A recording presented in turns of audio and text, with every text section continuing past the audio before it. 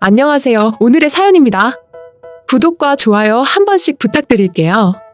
바로 사연 시작하겠습니다. 저는 유미정이고 나이는 32살입니다. 은행 창구 직원으로 일하는 직장인이고 지금은 어머니와 함께 살고 있어요. 하지만 반년 전까지만 해도 남편과 둘이 살았어요. 맞아요. 저는 이혼녀입니다. 이혼하기 전까지 저와 남편은 아주 사이가 좋은 부부였어요. 저와 전 남편은 결혼정보회사에서 만나 결혼을 했어요. 사실 저는 어렸을 때부터 웨딩드레스 입는 게 꿈이었어요.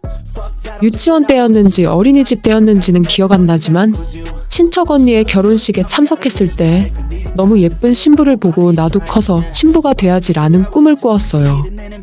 게다가 저희 집 근처에는 드레스 대여점이 있었어요.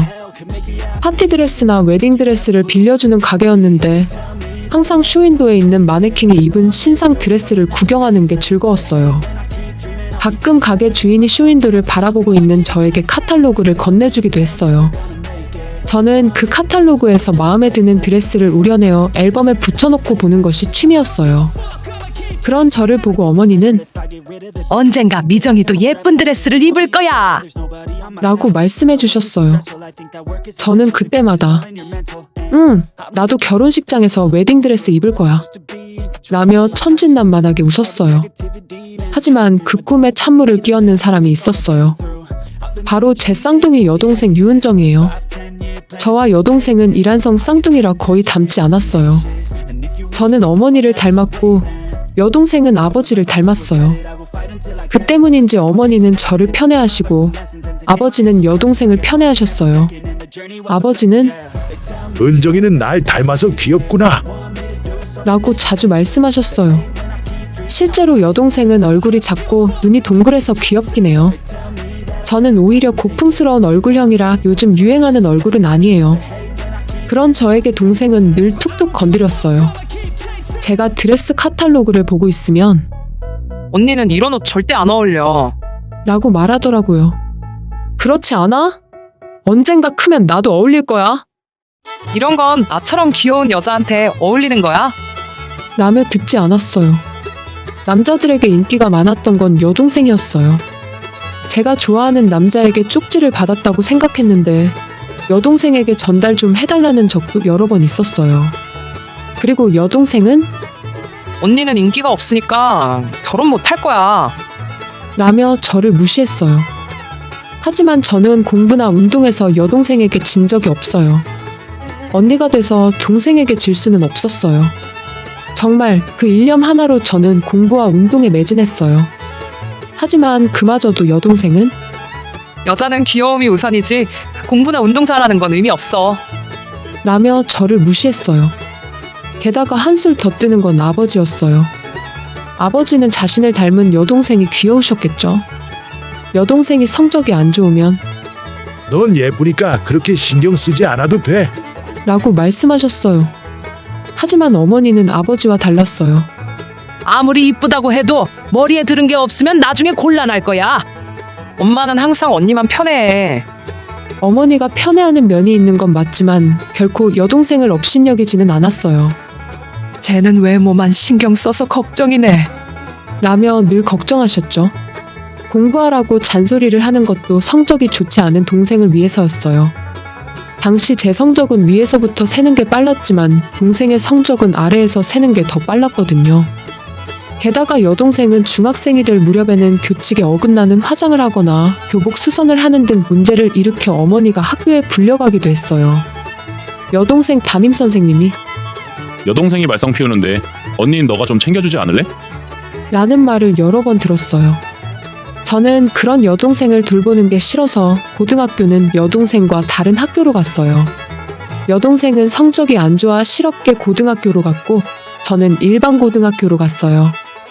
언니는 공부도 안 하고 놀기만 하는 것 같은데 나는 알바도 해야 하네. 어쩔 수 없지. 나는 야간 자율학습 해야 해서 알바 못해. 몰래 땡땡이 치면 안 돼? 어차피 열심히 하지도 않잖아. 그 무렵부터 저는 여동생과 말하기 싫어져서 거의 말을 하지 않게 되었어요. 자매 사이가 좋지 않으니 부모님께서 걱정을 많이 하셨어요. 너희들 좀 더 사이좋게 지내지 못해? 애도 아니고 다 컸는데 어른답게 굴어야지. 세월이 흘러 저는 고등학교 졸업 후에 은행에 취직했어요. 굳이 진학하지 않고 취업을 한 이유는 그 은행에 인턴십으로 참가했을 때 분위기가 너무 좋아서 꼭 여기서 일하고 싶다는 생각이 들었거든요. 그렇게 몇 년이 지나고 저도 중견이라고 할 수 있는 위치가 되었을 때였어요. 이미 결혼 정년기에 접어든 저는 친구나 친척들의 결혼식 청첩장을 많이 받았어요. 행복해 보이는 신부들의 모습을 보며 저는 어릴 적 꿈을 떠올렸어요. 저도 예쁜 신부가 되고 싶고 행복한 결혼을 하고 싶다는 꿈 말이에요.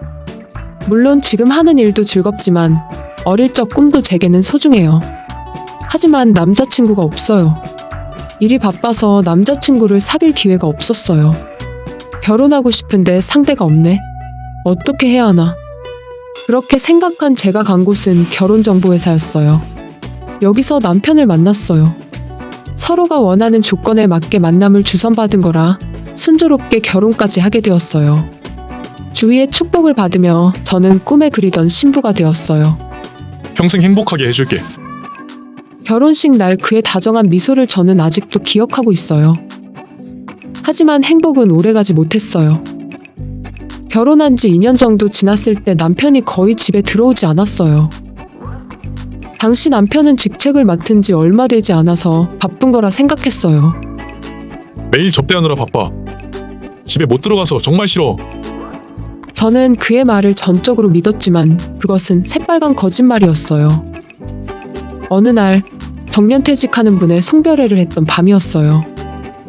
퇴근길에 지름길로 가려고 역 뒤에 번화가를 걷고 있었어요.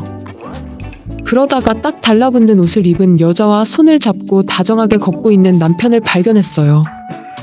맞은편 인도를 걷고 있어서 여자의 얼굴은 잘 안 보였지만 남편의 모습은 알아볼 수 있었어요.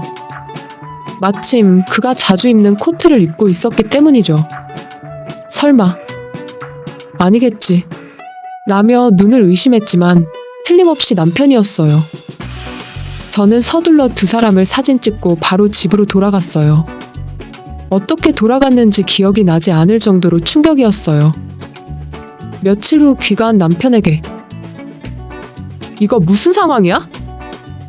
라며 사진을 보여줬더니 남편이 쉽게 인정했어요. 그 여자와 얘기하고 싶으니 집으로 데려오라 했더니 순순히 알겠다고 하는데 남편이 데려온 여자의 얼굴을 보고 경악했어요. 하필이면 왜 내 동생이야? 미안한데 언니. 형부는 이제 내 거야. 도대체 이게 어떻게 된 거야? 당신 말 좀 해봐. 명절에 연락처 교환하고 연락하다 보니. 근데 일일이 다 말해서 뭐해. 너랑 헤어지고 은정이랑 재혼할 거야. 맞아. 언니랑은 어울리지도 않았어. 딱 봐도 우리가 부부처럼 보이잖아. 여동생에게 행복을 빼앗기는 건가 싶었지만 그보다 여동생과 눈이 맞은 남편이 더 싫었어요. 알았어. 제가 대답하자 남편은 이미 자신이 사인과 도장이 찍힌 이혼 신고서를 저에게 줬어요. 이쯤 되면 충격이 너무 커서 이성이 사라지고 본능적으로 서명을 했다고 보는 게 맞을 것 같네요. 저는 그대로 짐을 싸서 집을 나왔어요. 그리고 바로 친정집으로 돌아갔어요. 부모님께서 엄청 놀라신 듯 했어요. 하지만 아버지는 역시 여동생 편인지라 은정이에게 뺏긴 건 어쩔 수 없다고 생각하고 마음 접어.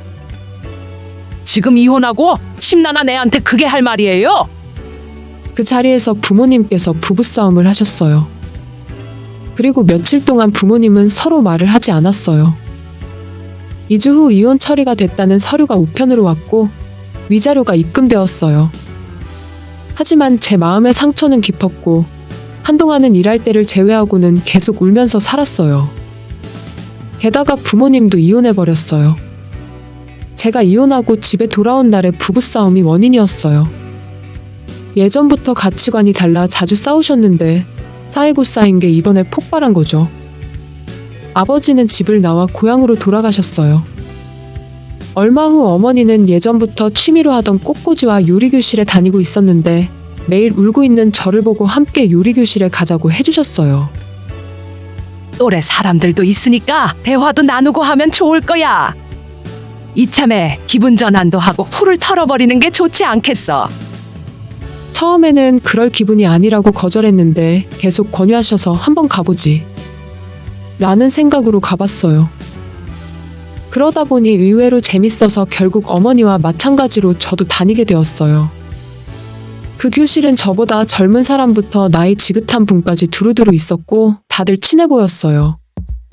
저도 금방 적응했고 휴일에는 다 같이 모여서 맛집을 다니거나 하며 제 마음의 상처도 서서히 치유되어 갔어요.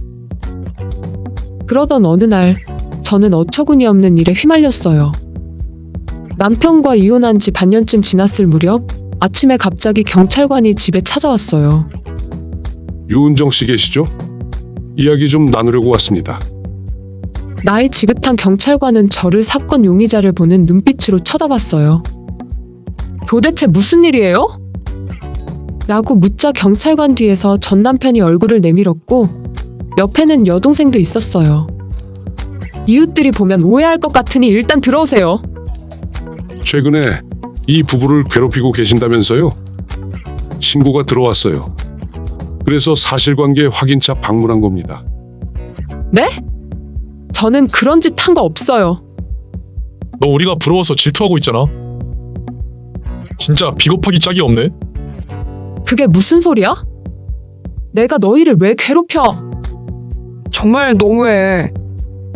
내가 남편 뺐었다고 시기나 하고. 저는 눈물을 흘리는 여동생의 모습이 의심스러웠어요. 경찰관님, 자세한 이야기를 해주세요. 설명해 드리자면 이분들 사는 집에 휴일이나 밤이 되면 현관에다가 쓰레기를 투척하셨다는데요. 절대 그런 짓 한 적 없어요. 그만 좀 시치미 때. 여기 증거 다 있어. 현관 방범 카메라에 다 찍혔잖아. 잘 보이지? 날짜까지도 다 있어. 전 남편이 보여준 폰의 영상에는 저와 비슷한 체격의 여자가 쓰레기를 버리거나 우편함에 봉투를 넣는 장면이 찍혀 있었어요. 하지만 모자를 깊게 눌러 쓰고 있어서 얼굴이 보이지 않았어요. 딱 봐도 너 맞잖아. 이 영상이 찍힌 날짜에 나는 제주도에 있었어. 저도 스마트폰을 꺼내서 동영상을 보여줬어요. 그 영상에는 요리교실 사람들과 함께 제주도 바다에서 놀고 있는 모습이 담겨 있었어요. 그리고 그 날짜는 전 남편이 보여준 동영상의 날짜와 일치했어요. 이게 뭘 뜻하는 거죠? 경찰관은 당황한 표정으로 제게 물었어요. 이날 전후로 저는 요리교실 사람들이랑 제주도 여행을 갔었어요. 이건 그때 찍은 동영상이에요. 혹시 못 믿겠으면 그때 같이 간 친구한테 전화해볼까요? 그러면 한번 전화 좀 걸어보시겠어요? 그러자 갑자기 여동생이 경찰관을 말렸어요. 방범 카메라에 찍힌 건 언니가 확실해요. 그리고 지금 동영상이랑 전화도 다 짜고 치는 거일 거예요. 그렇게 의심스러우면 같이 간 사람을 불러서 확인해보면 되잖아. 저는 같이 갔던 요리 교실 친구에게 전화를 걸었고 상황을 설명하니 집으로 오기로 했어요. 그리고 친구가 집에 와서 카톡과 사진 등을 모두 다 경찰관에게 보여주니 이건 유미정 씨가 한 게 아닌 것 같네요. 거봐, 나 아니라니까. 이거 자작극 아니야? 어? 자작극이라고? 왜냐면 이 영상 속에 여자가 입고 있는 코트, 이거 엄마 코트 같은데? 그리고 이 코트는 은정이가 가져갔어. 그냥 똑같은 코트 아니야? 이 코트는 한정판이야. 첫 월급으로 엄마 사준 건데 이 동네에는 은정이 말고는 없어. 동생은 얼굴이 새하얗게 질렸어요. 이 말이 사실입니까? 본인이 맞아요? 너 정말이야? 언니가 이혼하고 우울해할 줄 알았는데 잘 지내고 있잖아. 나는 언니가 행복한 게 싫어.